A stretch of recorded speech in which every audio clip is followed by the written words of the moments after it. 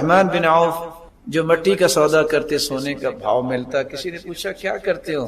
ہم سے تو کوئی پوچھے نا آج کل کیا ہو رہا ہے، ماشاءاللہ بڑے لکی ہو، کہتے بس جی کوئی لائن ہے بتا نہیں سکتا۔ اب لائن اتنی نہ بتائی جاتی، وہ پتا اس وقت چلتا ہے وہ تیسرے دن لائن ٹوٹی ہوتی ہے، لائنیں تو کچی ہیں آج کل۔ انہوں نے کہا کسی اور کو بھی بلا لیا۔ کہتے ہیں 3 کام میں کرتا ہوں۔ پہلا کام، میں نے آج تک تجارت کی وجہ سے نماز باجماعت نہیں چھوڑی۔ دوسری بات، جب سے میں نے تہبند چادر باندھنا شروع کی ہے میں نے آج تک جھوٹ نہیں بولا۔ تیسرا، میں تجارت سنت سمجھ کے کرتا ہوں، میرے دل میں مال کا نشہ نہیں ہے۔ ایک ہوتا ہے انسان نشئی بن جاتا ہے، پھر اس کو نماز بھی بھول جاتی ہے، اللہ کا ذکر بھی بھول جاتا ہے، اس کے دل میں نشہ کیا ہے؟ بس مال اکٹھا ہو جاتا ہے۔ حالانکہ مال کی 2 ایسی مصیبتیں اگر کسی کو پتہ چل جائے کبھی اس سے محبت نہ کرے۔ وہ کون سی مصیبتیں ہیں؟ ٹریلینز ریالوں کے مالک آپ بن گئے ہیں، آپ منت بھی کریں کسی درزی کی، وہ آپ کے جو کفن ہے اس کو جیب نہیں لگائے گا۔ ٹریلینز ریالوں میں سے 1 ریال بھی آپ ساتھ نہیں لے جا سکتے، یہ پہلی مصیبت ہے۔ اور دوسری مصیبت، یہ سارا خرچ بھی آپ کے وارثوں نے کرنا ہے، حساب آپ سے لیا جائے گا، پھر بھی انسان بھول جاتا ہے۔ تو کہتے تھے میں 3 دن جانور اپنے پاس رکھتا ہوں، 3 دن سے زیادہ میں نے کبھی جانور اپنے پاس نہیں رکھا۔ زندگی میں ایک ایسا موقع آیا میں نے 1000 اونٹ خریدے، 3 دن گزر گئے، کوئی لینے والے نہیں۔ آخر شام کے وقت ایک گاہک آیا تو اس سے سودا ہوا، جتنے کے آپ نے خریدے اتنے کے دے دو۔ میں نے کہا اٹھاؤ، اللہ نے عقل دی تھی، ابھی بات ہو رہی تو میں نے کہا رسیاں میں اتاروں گا۔ کہتا ٹھیک۔ میں نے وہ 1000 رسیاں اتاری اور 1 درہم کی رسی بیچ کے 1000 کا پروفٹ وہاں بھی اللہ نے دے دیا۔ وہ جب بیت اللہ میں آئے عمرہ کرنے تو ایک شخص کی بڑی تڑپ تھی کہ دعائیں کون سی کرتا ہے۔ آپ کو پتہ نا جو تھوڑا سا لکی انسان ہو نا، سارے لوگ بیٹھ جاتے ہیں، اچھا پھر آپ کیا کرتے ہو، ویسے کیا پڑھتے ہو آج کل؟ اس نے بھی بیت اللہ اس کا ساتھ نہیں چھوڑا، چکر شروع کیا نا، پتہ نہیں یہ کون سا خاص ذکر ہوگا، یہ ذکر کیمیا جو ہے میں بھی لیتا ہوں۔ تو جو ہی انہوں نے شروع کیا اللہم اغفر لی اللہم اغفر لی کرتے کرتے رونا شروع ہو گیا، اور دعا کیا کر رہے ہیں؟ رب قنی شح نفسی، یا اللہ میری بخیلی دور فرما۔ وہ کہتے ہیں 2.5 کروڑ روپیہ ایک مجلس میں تم دے دے تو اللہ کی راہ میں ابھی بخیل ہو؟ کہتے تمہیں کیا پتا میں کتنا بڑا بخیل۔ وہ اتنا کچھ خرچ کرنے کے باوجود کہتے تھے اللہ میری بخیلی دور فرما۔ ہم نے کبھی کچھ دیا ہی نہیں، پھر بھی کہتے ہیں لو فلاں دن تو بھی میں نے 2 ریال دیے۔ وہ ہمیں 2 مہینے ہی یاد رہتے۔ اس لیے سے اللہ کے رسول نے فرمایا تھا لا تعی فیعی اللہ علیک، ام سلمہ گن کے نہ دیا کرو، اللہ بھی پھر گن کے دیتا، گن کے نہ دیا کرو۔ وہ سلیمان الدارانی کتنے نیک آدمی تھے۔ یزید بن مہران، انہوں نے دیکھا کہ ان کے ماموں ہر روز نکلتے ہیں، کبھی اس کو پیسے دے کبھی اس کو دے۔ پوچھتے ماموں جان آپ اتنا خرچ کرتے ہیں، آپ کو گزارا کیسے ہوتا ہے؟ کہتے ہیں بیٹا جتنا میں اللہ کی راہ میں دیتا ہوں نا مجھے اللہ اس سے زیادہ دے دیتا ہے۔ کہتے اچھا، بچہ تھا نا، گیا گھر میں جو کچھ جمع تھا لا کے سارا تقسیم کر دیا۔ 1 دن گزرا، 2 دن گزرے، کہتے ہیں ماموں جی مجھے تو کچھ نہیں ملا۔ کہتے ہیں بیٹا اللہ پہ یقین کرتے، اللہ کو چیک نہیں کرتے دیتا ہے کہ نہیں دیتا، اللہ پہ یقین کرتے۔ قرآن مجید کی تلاوت کی آپ ایک مطلب پھر یاد کیجئے، رسول اکرم صلی اللہ علیہ وآلہ وسلم کے صحابی کا یہ قول، من سرہ ان یحب اللہ ورسولہ، جس بندے کو یہ پسند ہے کہ وہ اللہ اور اس کے رسول سے محبت کرے، فلیقرأ فی المصحف، اسے چاہیے کہ قرآن کھول کے پڑھے۔ نو ڈاؤٹ کہ زبانی پڑھنا بھی اجر و ثواب کا باعث، لیکن قرآن کو کھول کے پڑھے۔ عمر رضی اللہ تعالی عنہ کی عظمت کو کون نہیں جانتا؟ اس کا راز کیا تھا کہ سیدنا عمر جب صبح کی نماز پڑھایا کرتے، ذکر و اذکار سے فارغ ہوتے، جب گھر آتے تو سب سے پہلا کام یہ کرتے، کان عمر اذا دخل البیت نشر المصحف قرأ فیہ، گھر میں داخل ہوتے سب سے پہلے قرآن کھول کے بیٹھ جاتے۔ میں آپ کی خدمت میں بھی گزارش کروں گا اس بات کو سمجھیے، یہ میرے اور آپ کے لیے دستور حیات ہے۔ اس کی ایک ایک آیت دنیا جہان کے دساتیر سے بڑھ کر اور دنیا جہان کے دستوروں کے جتنے آرٹیکلز ہیں ان سے زیادہ قیمتی ہے۔ اس لیے ہر نئے دن کا آغاز قرآن مجید کی تلاوت سے کیا کرے۔ اور شاید کہ یہی ہم نے سیکھا کہ جب بھی ہم رمضان میں اٹھتے تو ہماری خواہش کیا ہوتی؟ قرآن پڑھ لیں، دعا کر لیں، نوافل پڑھ لیں۔ تو رمضان رمضان المبارک اور شوال اور ذوالقعدہ کا رب ایک ہی ہے. اپنے معمول کو جاری رکھیے. رسول اکرم صلی اللہ علیہ وآلہ وسلم نے اس لیے ایک نصاب مقرر کیا ہے، اقرأ فی 40، کم از کم 40 دن میں قرآن ختم ہو جانا چاہیے. زیادہ ہمت ہے اقرأ فی 30، مہینے میں ختم کر لیں. اقرأ فی 20، 20 دن میں ختم کر لیں. اقرأ فی 10، اقرأ فی 7، 7 دن میں ختم کر لیں. ہمت ہے ان استطاعت، اگر آپ کے اندر طاقت ہے، صحیح الجامع کی روایت ہے 3 دن میں ختم کر لیں. تو یہ معمول بھی انسان کو جاری رکھنا چاہیے. رسول اکرم صلی اللہ علیہ وآلہ وسلم نے ایک چوتھا طریقہ رمضان میں دیا تھا اور آپ نے بھی اختیار کیا، صدقہ کرنا. صدقہ صرف مال کا تھوڑا ہوتا ہے. آپ کسی کو مسکرا کر بھی ملیں گے تو صدقہ ہے. آپ کسی کی مدد کے لیے دوڑ کے جائیں گے تو یہ بھی تو صدقہ ہے. کوئی بھی آپ کے پاس نہیں ہے، استغفر اللہ، الحمدللہ، لا الہ الا اللہ، اللہ اکبر کہنا، یہ بھی صدقہ ہے. آپ دیکھتے ہیں کہ معاشرے کے اندر دو انسان آپس میں ان کی محبت نہیں ہے، ان کے سلو کروا دے عدل کے ساتھ، یہ بھی تو صدقہ ہے. کسی کو قرض دے دینا، یہ بھی صدقہ ہے. کسی کو انسان اچھی بات بتا دیتا ہے، یہ بھی صدقہ ہے. مجھے یہ سن کر اور مجھے یہ پڑھ کر بڑی خوشی ہوئی کہ جس ادارے میں آپ بیٹھے ہیں اللہ ذوالجلال ان کو بہت برکتوں سے نوازے. 11 اپریل سے تاجروں کے لیے ایک پروجیکٹ لے کے آئے ہیں کہ روزانہ کی 2 گھنٹے کی کلاس اور دین کو سمجھیں. میں دل کی تھا گہرائیوں سے دعا کرتا ہوں کہ اللہ ذوالجلال ان کے لیے بہت برکتوں کا سامان بنائے. اور وہ میرے بھائی جو اس مشن پہ لگے ہوئے ہیں اور جو بزنس میں ہیں، اللہ ان کے بزنس میں بھی اضافہ فرمائے اور ان کو ہر شریر کی شرارت سے بچائے اور حاسدوں کے حسد سے بچائے. وہ وقت نکالیں اور علم حاصل کریں. تو کسی کو نیکی کی بات بتانا یہ بھی صدقہ ہے. رسول اکرم صلی اللہ علیہ وآلہ وسلم نے اسی خوشخبری سنائی تھی کہ ایک صحابی نے کہا اللہ کے رسول، پیسہ تو نہیں ہے کہ میں صدقہ کروں، لیکن ایک چیز صدقہ کرنا چاہتا ہوں. پوچھا وہ کون سی؟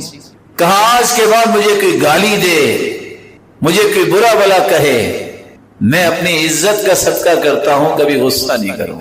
تو آپ نے فرمایا تیرا صدقہ کتنا خوبصورت ہے. تو ہمیں یہ صدقہ بھی کرنا چاہیے. کوئی اگر کسی وجہ سے آپ کو کوئی بات کہہ دیتا ہے تو پھر کیا ہو، دعا دے دے، برداشت کرنا سیکھیں، ٹالریٹ کریں. یہی رمضان نے ہمیں سکھایا ہے. بھوک جتنی بھی لگی تھی، نہیں، شام تک صبر کرنا. کتنا بھی دھوپ میں کھڑے ہیں، نہیں، روزہ نہیں چھوڑنا. کوئی بھی کیفیت ہے، برداشت کرنا ہے. اور یہ اللہ نے قانون دیا ہے، وَجَعَلْنَاهُمْ أَئِمَّةً يَهْدُونَ بِأَمْرِنَا لَمَّا صَبَرُوا وَكَانُوا بِآيَاتِنَا يُوقِنُونَ. لیڈرشپ اللہ ذوالجلال عطا ہی اسے کرتے ہیں جس کے اندر 2 صلاحیتیں ہوتی ہیں، برداشت کرنا اور اسے یقین ہوتا ہے کہ میرا رب مجھے ضائع نہیں کرے گا. ان اللہ لا یضیع اجر من احسن عملا. وہم کی دنیا سے نکلیے، پتہ نہیں کیا ہوگا. نماز بھی پڑھتا ہوں، روزے بھی رکھے ہیں، دعا بھی کرتا ہوں، ذکر اذکار بھی کرتا ہوں، کام نہیں بن رہا. سمجھ لو کہ ایک چیز کی کمی ہے، یقین. یعنی اپنی سوچ پہ آپ کو یقین ہے، اللہ ذوالجلال کے فیصلوں قرآن پہ یقین نہیں ہے. یہ کیسے ہو گیا کہ چودھری کے پاس ڈیرے میں چلے جائیں تو وہاں یہ ہوتا ہے آج کام ہو جائے گا. تو یہ سب کا خالق و مالک ہے، اس پر یقین کرنے سے کام نہیں ہوگا. اب کہہ سکتے ہیں کہ میں اور آپ یقین میں جب کمزور ہوتے ہیں تو محروم ہوتے ہیں. اسی حدیث کے الفاظ ہے ادعوا اللہ وانتم موقنون بالاجابہ. دعا کرو لیکن یقین کر کے کہ میرا رب میری دعا کو رد نہیں کرے. جب یقین ہوتا ہے تو پھر اللہ ذوالجلال نے فرمایا ہے، حدیث قدسی ہے، انا عند ظن عبدی بی، میں اپنے بندے کے گمان کے مطابق فیصلہ کرتا ہوں. ان خیرا فخیر، میرے بارے میں اچھا اس کا گمان ہے، فیصلے بھی اچھے کرتا. وان شر فشر، اگر وہ اللہ کے بارے میں ہی بدگمان ہے تو اللہ اسے اس کا ہی بدلہ دیتے. تو کبھی بھی اللہ ذوالجلال کے بارے میں سوء ظن کا شکار نہ ہو.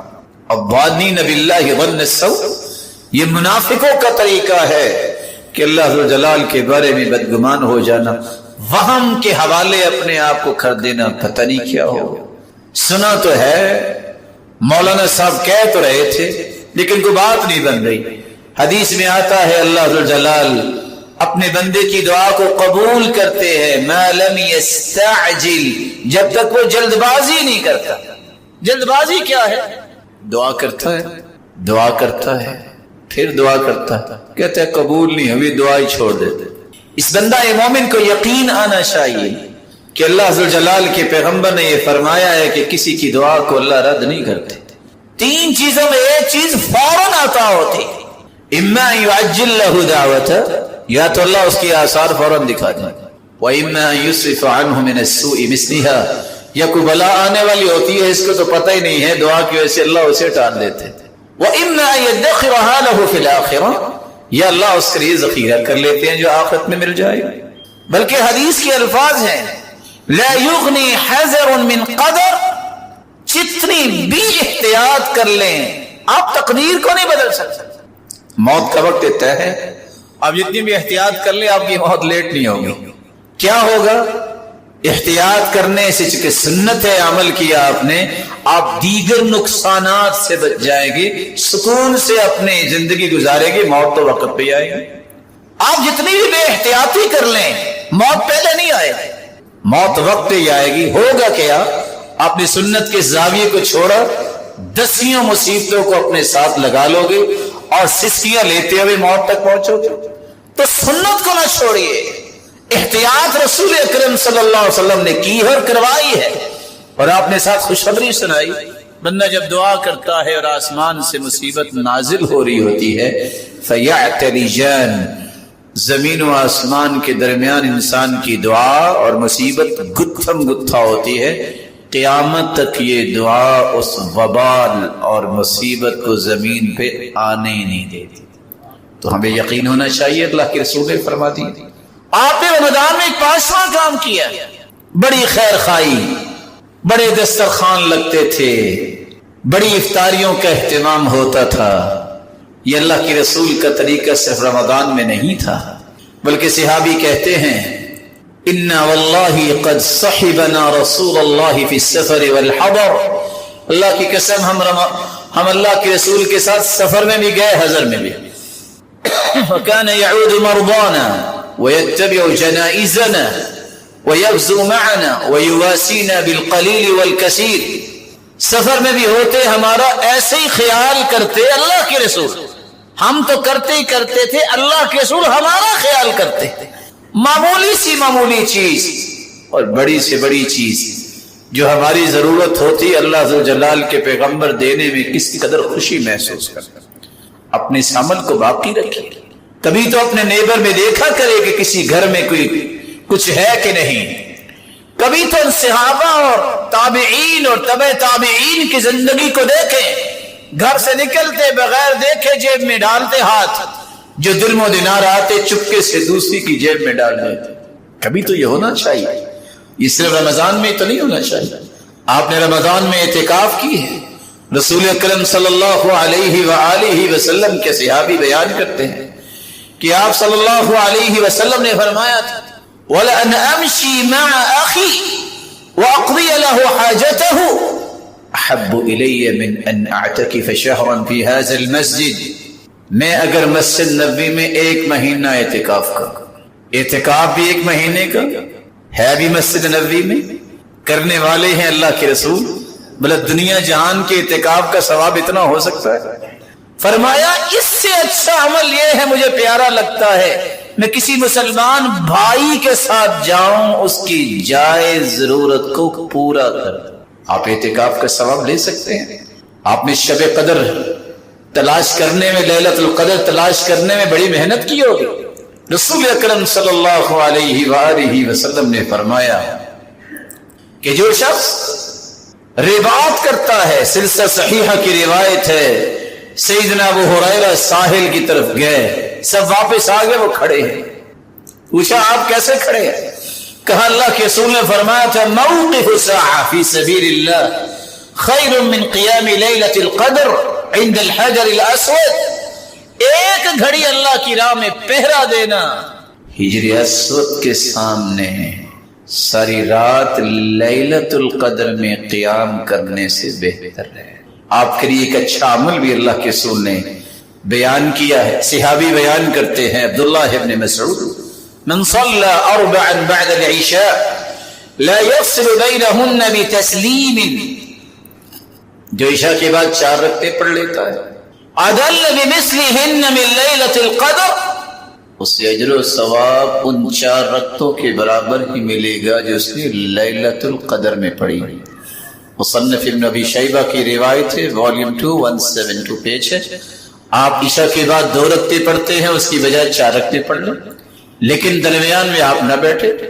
رسول اکرم صلی اللہ علیہ وسلم نے فرمایا 2 کر کے نہیں، 4 اکٹھی پڑھنی ہے، تو آپ کو لیلۃ القدر کے برابر ثواب مل سکتا ہے۔ اور اللہ ذوالجلال کا رحمت کا جو ڈایا ہے، گرام ہے، آپ سمجھ نہیں سکتے کہ اللہ کی رحمت کتنی بڑی۔ آپ نے توبہ کی ہے تو ایک بات بیان کر کے میں اپنی بات کو ختم کرنا چاہوں گا۔ رسول اکرم صلی اللہ علیہ وآلہ وسلم نے جو توبہ کے بارے میں چیزیں بتائی ہیں، ایک مطلب پھر سوچ لیجئے، جب آپ نے توبہ کی تو یہ چیزیں موجود تھی؟ اگر نہیں تھی، اس کے آثار آپ کے سامنے۔ نیکی کے بعد نیکی کرنا یہ توبہ کی قبولیت کی نشانی ہے۔ نیکی کرنے کے بعد دوبارہ واپس چلے جانا، اس کا مطلب یہ ہے کہ آپ نے فوکس نہیں کیا۔ عبادت توبہ اس وقت قبول ہوتی ہے جب انسان خلوص نیت سے کرتا ہے۔ آپ اگر ناراض نہ ہوئے تو سوچئے اپنے پچھلے 8 دنوں میں 10 دنوں میں کہ میری اور آپ کی نماز کی پابندی وہی ہے، کہ اخلاقیات وہی ہے؟ میں نے وعدہ کیا تھا کہ اللہ کی نافرمانی نہیں کروں گا۔ کتنے میرے پیارے بھائی آج بھی اپنے اس دعوے کے اندر کتنے کو سچے ہیں کہ میں اللہ کی رسول سے بڑی سچی محبت کرتا ہوں، اور چہرے پہ ابھی بھی رونق نہیں آئی؟ سوچئے، اخلاص سے کی ہوئی توبہ جو ہے وہ قبول ہوتی ہے، اس کے اثرات مرتب ہوتے ہیں۔ کہ جس گناہ سے آپ توبہ کر رہے ہیں، اس گناہ کو چھوڑنا جو ہے یہ توبہ کی قبولیت کی شرط ہے۔ فضیل ابن عیاض کہا کرتے استغفار بلا اقلاع من الذنب توبۃ الکذاب، جو بندہ توبہ بھی کرتا ہے گناہ نہیں چھوڑتا، یہ جھوٹے لوگوں کی توبہ ہے۔ اس لیے وہ کہا کرتے تھے استغفارنا یحتاج الی استغفار، اس لیے ہمارا استغفار بھی کسی استغفار کا محتاج ہے۔ اور تیسری شرط یہ ہے کہ الندم توبہ، جب تک انسان شرمندہ نہیں ہوتا اپنی برائی اور اپنی کمی کوتاہی پر، تو توبہ کا تو کوئی معنی نہیں۔ ڈٹائی پہ قائم ہے تو یہ توبہ نہیں ہے۔ عزم مصمم کرتے ہیں کہ آئندہ نہیں کروں، پھر ہو رہا ہے تو پھر توبہ کیسی ہوگی؟ رسول اکرم صلی اللہ علیہ وآلہ وسلم کا فرمان یہ بتاتا ہے کہ انسان کو بری ہم نشینی چھوڑنی پڑے گی، برے معاشرے کو اور تعلق کو توڑنا پڑے گا، تبھی تو توبہ قبول ہوگی۔ اسی حدیث کے الفاظ ہیں کہ جس نے 99 قتل کیے، پھر 100 قتل کیے، اس کی توبہ کی قبولیت کا طریقہ کیا نکالا گیا کہ جاؤ فلاں جگہ چلے جاؤ اور تم نے واپس پلٹ کے نہیں آنا، رستے میں فوت ہو گیا۔ فرشتوں کا آپس میں مکالمہ، یہ جنتی ہے کہ جہنمی ہے۔ اللہ نے ایک فرشتے کو بھیجا کہ اگر اس کا جسد خاکی نیک لوگوں کے قریب ہے تو جنتی، اگر برے لوگوں کے قریب ہے تو جہنمی۔ جب پیمائش کی گئی تو صرف ایک بالش نیک لوگوں کے قریب تھا، فیصلہ ہو گیا یہ جنت۔ یہ توبہ کا دروازہ آج بھی کھلا ہے، جو میرے اور آپ کے لیے خوشخبری ہے۔ کب بند ہوگا؟ موت کی غرغراہٹ جب شروع ہو جائے، التفت الساق بالساق، پنڈلی پہ پنڈلی چڑھ جائے اور فرشتہ نظر آ جائے، اس وقت توبہ بھی کام نہیں آتی۔ موت کی سختیاں شروع ہونے سے پہلے دوبارہ سے توبہ کی جا سکتی۔ اور اتنی بڑی رحمت ہے اللہ کی کہ آپ اگر توڑ چکے ہیں توبہ کو تو دوبارہ توبہ کر لیجئے، تمہارے گناہوں کو اللہ نیکیوں میں تبدیل کر دیں۔ لیکن میں ایک طریقہ بتا دیتا ہوں توبہ کو پکی کرنے کا، جو علماء سلف نے لکھا ہے۔ پہلا کام یہ کرے کہ کبھی زندگی میں کسی گناہ کو چھوٹا نہ سمجھے، کیونکہ حدیث کے الفاظ ہیں ایاکم ومحقرات الذنوب، کسی گناہ کو چھوٹا نہ سمجھیے، کیونکہ چھوٹے چھوٹے گناہ جمع ہو کے انسان کو ہلاک کر دیتے ہیں۔ بلکہ بلال ابن سعد کہا کرتے تھے لا تنظر الى صغر الخطیئہ، کسی گناہ کو چھوٹا نہ کہیں، ولكن انظر الى عظمت من عصیت، یہ دیکھو جس کی نافرمانی کر رہے وہ کتنا بڑا ہے۔ دوسرا کام مجاہرت سے باز آ جائے۔ مجاہرت کیا ہے؟ انسان نے غلطی کوتاہی ہوئی، کچھ لوگ گناہ کر کے فخر کرتے ہیں کہ میں نے رات کو یہ کیا، اللہ نے اس سے پردہ ڈالا تھا، لیکن اس کی اس جرت نے اللہ کے رسول کا فرمان کو سمجھیے، کل امتی معافی الا المجاہرین، میری ساری امت کو اللہ معاف فرمائیں گے، لیکن اس طرح جہار کرنے والے کو اللہ معاف نہیں کرے گا۔ اور تیسرا کام، کبھی بھی آپ نعمتوں سے دھوکے میں نہ پڑیے۔ بعض لوگ کہتے ہیں اگر یہ اللہ کے ہاں نہ اچھا ہوتا تو اتنی نعمتیں اس کے پاس ہوتی نہیں، یہ نعمتوں کے دھوکے میں نہیں پڑنا چاہیے۔ رسول اکرم صلی اللہ علیہ وسلم نے فرمایا اذا رأيت الله يؤتي العبد من الدنيا ما يحب وهو مقيم على معاصيه، جب تم دیکھو کہ ایک بندے کے پاس بڑی نعمتیں ہیں اور پھر بھی وہ گنہگار ہے، متاثر نہ ہوا کرے، فإنما ذلك منه استدراج، یہ تو اللہ کی طرف سے ڈھیل ہے۔ پھر آپ نے یہ آیت پڑھی فلما نسوا ما ذكروا به فتحنا عليهم ابواب كل شيء، جب اللہ عز و جلال نے نصیحت کی اور لوگوں کو یاد نہ رہی، اللہ نے ان کے لیے دروازے کھول دیے۔ جب وہ سمجھ گیا کہ ہم بڑی چیز ہیں تو پھر کیا ہوا؟ اخذناہم بغتہ، اچانک ہم نے ایسی پکڑ کی، فاذا هم مبلسون فقطع دابر القوم الذین ظلموا، اللہ عز و جلال نے پھر انہیں عبرت بنا دی۔ نعمتوں سے دھوکہ نہ کھائیں۔ اور چوتھا کام یہ ہے اگر بھول ہو جائے فوراً توبہ کر لیں۔ انسان بھول جاتا ہے، اپنی توبہ کو مؤخر نہ کیا کریں۔ اللہ عز و جلال ہمیں توبہ کی توفیق عطا فرمائے۔ اگر انسان کی توبہ جو رمضان میں کی ہے وہ کام نہیں آ رہی تو آج بھی عید کا ہی دن ہے، کیونکہ جمعے کو اللہ کے رسول نے فرمایا بھی خوشی کا اور عید کا دن ہے۔ ان ھذا اليوم جعلہ اللہ عیدا للمسلمین، اور خوشخبری ہے آپ کے لیے کہ عصر کی نماز سے لے کر مغرب کی نماز تک یہ گھڑی ایسی ہے جو بھی دعا کرے اللہ اس سے رد نہیں کرتے۔ اللہ عز و جلال سے دعا ہے کہ رمضان المبارک کی رونقیں اور اس کے ثمرات کے ساتھ ہمیں یہ سارا سال گزارنے کی توفیق عطا فرمائے۔ وآخر دعوانا الحمدللہ علی احسانہ والشکر لہ علی توفیقہ وامتنانہ، اما بعد۔ توبہ کی قبولیت کی 3 نشانیاں شاید کہ آپ کے کام آئیں گی۔ ان میں پہلی نشانی یہ ہے، ابو الحسن گوشنجی بیان کیا کرتے تھے، ان سے سوال کیا گیا کہ کیسے پتہ چلے گا کہ توبہ قبول ہو؟ خواہش تو ہے کہ پتہ چلے۔ اذا ذکرت الذنب فلا تجد حلاوته في قلبك، جب تمہیں گناہ یاد آئے جو تم سے ہوا تو تمہیں اس گناہ پہ سخت تکلیف و شرمندگی ہو، اس میں لذت محسوس نہ ہو کہ یہ میں نے کیا۔ بلکہ سہل بن عبداللہ تسری بیان کرتے ہیں الانتقال من الاحوال المذمومہ الى الاحوال المحمودہ، اگر توبہ کر لی ہے اور آپ کے اندر خوشی پیدا ہوگی ہے کہ اللہ عز و جلال نے میرا بوجھ ہلکا کر دیا ہے، سمجھ لو توبہ آپ کی قبول۔ بلکہ بعض علماء کہتے ہیں کہ اگر مستقل خوف یہ رہتا ہے کہ اللہ عز و جلال کی میں نے یہ ناراضگی مول لی ہے، کہیں کو نحوست نہ آ جائے، اور اس خوف کے ساتھ آپ عبادت میں متوجہ رہتے ہیں اور آپ کی زبان یہ حرکت میں رہتی ہے کہ اللہ معاف فرما دے، اس کا مطلب یہ ہے کہ اللہ عز و جلال نے آپ کو چن لیا اور اللہ عز و جلال آپ کی ان دعاؤں کو ضائع نہیں ہونے دیں۔ بھوک سے بھی انسان میں کمزوری آتی ہے، بہت سارا کام کرنے سے بھی کمزوری آتی ہے۔ اگر توبہ کے بعد آپ کی کیفیت یہ ہو گناہ کے بعد کہ انسان اس قدر ٹوٹ جائے کہ یا اللہ میرا تیرے سوا ہے ہی کوئی نہیں، یہ ذل اور انکسار اللہ کے سامنے جب انسان کرتا ہے تو اللہ عز و جلال اسے پھر ضائع نہیں ہونے دیتا۔ رسول اکرم صلی اللہ علیہ وآلہ وسلم نے اسی خوشخبری کو ہی امت کے لیے پیش کیا، التائب من الذنب کمن لا ذنب له۔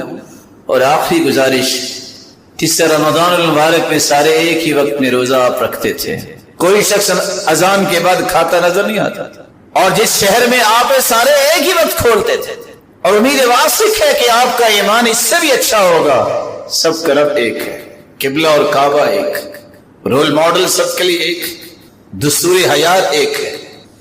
تو پھر ذاتی اختلافات، قبائی اختلافات، یہ سارے اختلافات جو نفرت کا باعث بنتے ہیں، لڑائی اور تصادم کا باعث بنتے ہیں، ہر قسم کی عصبیت سے اپنے آپ کو دور کر دیجئے۔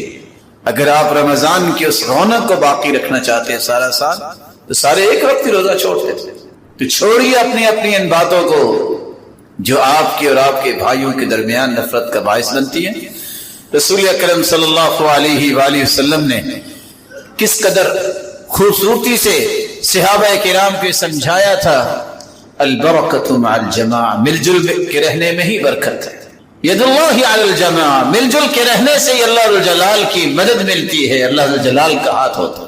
من اراد بحبوحۃ الجنہ فلیلزم الجماع، تو یہ مل جل کے رہنا اتحاد و اتفاق سے، جو شخص جنت کے اعلیٰ درجے چاہتا ہے اس کے لیے ضروری ہے کہ وہ کسی قسم کے گروہی اختلافات کو مٹا کر، ذاتی اختلافات کو مٹا کر صرف ایمان کی وجہ سے ایک دوسرے سے محبت کرے۔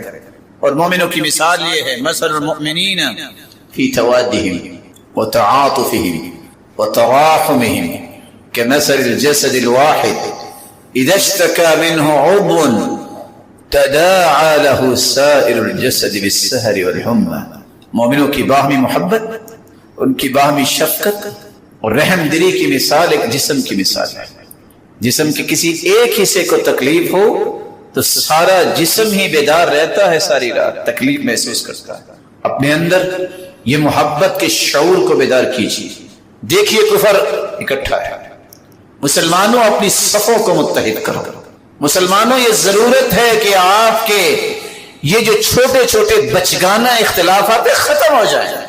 تمہیں بہت سارے چیلنجز کا سامنا ہے، چھوڑ دو ان بچوں، یہ کڈنگ چھوڑ دو، واپس آؤ اپنے منہج پہ۔ وہ منہج کیا ہے کہ مسلمان جو ہے وہ ہمیشہ مسلمان کو عزت دیتا ہے، احترام دیتا ہے، اسے محبت دیتا ہے، اس کے ساتھ کھڑا ہوتا ہے، اس کی خوشی کو اپنی خوشی سمجھتا ہے، اس کے غم کو اپنا غم سمجھتا ہے۔ اور صحیح بخاری کی وہ روایت یاد کیجئے، مکہ سے چل کے آئے تھے عبد الرحمن بن عوف، نہ بیوی تھی، نہ بچے تھے، نہ مال تھا۔ سعد بن الربیع کو ان کا بھائی بنایا گیا، ساری زندگی کمائی کی سعد نے، کہا بھائی ہے اللہ کے رسول آدھا مال آج کے بعد اس کا ہے، میری 2 بیویاں ہیں، میں ایک کو طلاق دے دیتا ہوں، عدت کے بعد یہ شادی کر لے۔ اس کو کہتے ہیں مواخات۔ یہ ہے وہ بھائی چارہ جس نے پوری دنیا کو انتقال بھی کیا اور دنیا نے مانا کہ اس کو معاشرہ کہتے ہیں۔ 1450 سال ہونے والے ہیں، آج تک اس محبت کی مثال کوئی معاشرہ پیش نہیں کر سکا۔ اور یہ تاریخ صرف مسلمانوں کی ہے، اپنی تاریخ کو واپس لانے کی کوشش کیجیے۔ اللہ مجھے اور آپ کو ان ساری باتوں پہ توجہ کرنے اور پھر اس کو اپنی زندگی کے زاویے بنانے کی توفیق عطا فرمائے۔ میں ادباً پھر گزارش کر دیتا ہوں، آج اللہ تعالی ہمارے گناہوں کو معاف فرمائے۔ یہ جو صورتحال ہے کہ ہم خطبے کے آخر میں آتے ہیں، کبھی تو میرا جی چاہتا ہے میں ان سے اجازت لوں کہ یہ بیٹھ جائیں، کوئی زیادہ تھکے ہیں تو 2-4 ساتھی لے کے ان کو دوائی دیں، بہت تھکاوٹ ہو گئی۔ میرے پیارے بھائی، جو خطبہ شروع ہونے کے بعد آتا ہے گردنیں پھلانگتا ہے، آگے آنے کی کوشش کرتا ہے۔ حدیث میں آتا ہے فَإِنَّمَا يَأْتِي لِلظُّهْرِ، یہ تو ظہر پڑھنے آیا ہے۔ فرشتے جو اجر لکھنے والے ہوتے ہیں میرے معزز اور پیارے بھائی، وہ تو بیٹھ کے خطبہ سن رہے ہوتے ہیں، تو اجر کون لکھتا ہو؟ فَإِنَّمَا يَأْتِي لِلظُّهْرِ كَانَتْ لَهُ ظُهْرًا، یہ روایت سنن ابن ماجہ کی اور صحیح مسلم کی پڑھیے۔ من ترک 3 جمع متهاونا تبع اللہ علی قلبہ، جو 3 جمعے اس طرح سستی کرتا ہوا چھوڑ دیتا ہے، اللہ جلال اس کے دل پر مہر لگا دیتے ہیں، اور دوسری روایت میں ہے غافل بنا دیتے ہیں، اور یہ نفاق کی نشانی ہے۔ میری دعا ہے کہ جتنے روشن چہرے ہیں اللہ ان کو اس قدر خوبصورت مومن بنا کہ ان کو دیکھ کے لوگ اپنے ایمان درست کریں، اور ان کی اولاد و نسلوں کو بھی ان کا دست و بازو بنا، آنکھوں کی ٹھنڈک بنا اور صدقہ جاریہ بنا۔ اور الہ العالمین جس طرح اس اپنے گھر میں جمع کیا ہے، ان سب کو ان کے والدین، ان کی اولادوں کے ساتھ جنت الفردوس میں جمع فرما، اور اپنے محبوب کی رفاقت نصیب فرما۔ اور اپنے دیدار کا مستحق بنا۔ وآخر دعوانا الحمدللہ۔